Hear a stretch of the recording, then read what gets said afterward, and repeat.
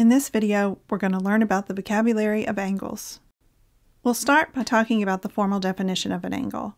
An angle is formed by two rays that have a common endpoint. This endpoint is our vertex. The angle is the portion that's in the middle that is formed when we open up these two rays. The two rays are the initial side, which is where our angle begins, and our terminal side, which is where our angle ends. The angle size is dependent on how far our terminal side opens up from our initial side. And we'll dig deeper into how large or small our angles are later. But for now, just know that where they are joined is our vertex, our initial side is where we begin, and our terminal side is where we end. An angle is in standard position if its vertex is at the origin of a rectangular coordinate system and its initial side lies along the positive x-axis. So that means we can say our angle is in standard position if right here at 0, 0 is where we find our vertex and the initial side is along the x-axis on the positive side. So it can't be on the negative side, it can only be on the positive side of the x-axis. So that's what we want to look for, those two conditions. We want our vertex at 0, 0 and the initial side along the positive x-axis. When we see an initial side and a terminal side in place, there are two kinds of rotations that could have generated the angle. When we see a counterclockwise rotation, such as the one here on the left, so this is a counterclockwise rotation. So we're starting here at the initial side and we're going this direction, come up here. This forms a positive angle. All right, so this would be a positive angle. Our initial side is along that positive x-axis. We have our vertex here at 0, 0, and our terminal side is going in the counterclockwise direction. We have a positive angle. However, if we go in the clockwise direction, in which case we started here at the initial side and we came this direction, here is our terminal side, we're at 0, 0 here, we have what is called a negative angle.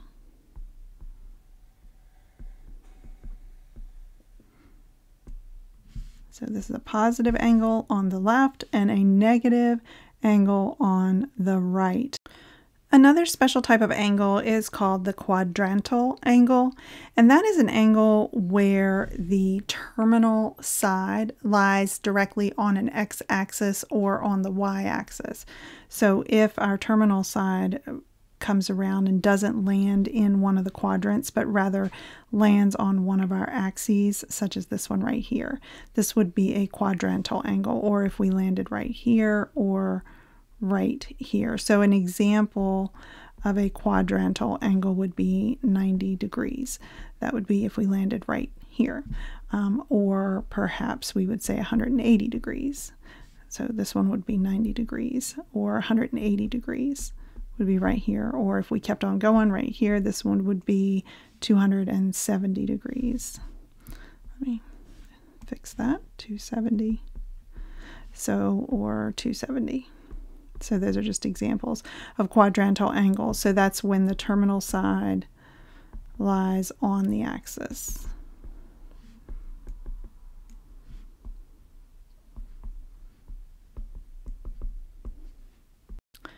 Measuring angles can be done by two different types of measurements. We can either measure angles in degrees, which is probably what you're used to.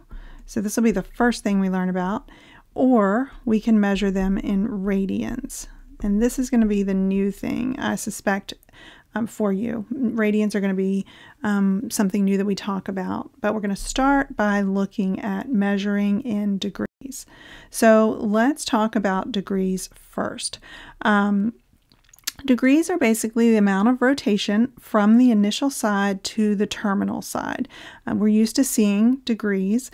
A complete rotation of a circle is 360 degrees. So we're used to seeing, if we look at the coordinate plane and we start a rotation and we go all the way around with an angle, that's not a very good circle. But if we go all the way around, that is 360 degrees. I think most of us know that. If we go halfway around, right, we go 180 degrees. So that's half of a circle, all right? So that's where we get those degrees from. A few of the special types of angles that we see that we need to be accustomed to knowing what they're called would be an acute angle. So an acute angle is the smaller angle. That is an angle that looks like this, all right? That is one that is between 0 and 90 degrees, all right? So that's the small one. So that's an angle that's between 0 and 90 degrees. So that's what an acute angle is, all right? So between 0 and 90.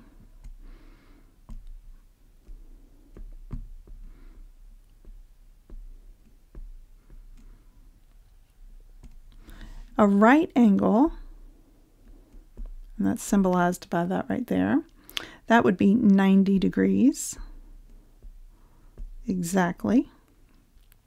So a right angle equals 90 degrees exactly. And when we think of a right angle, we think of a 1/4 rotation. So it's a good idea to start thinking about these in terms of rotation around the circle. It'll help you later on.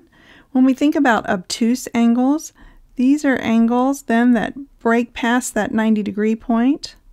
All right, so these are angles that are between 90 and 180. They don't go past 180 though.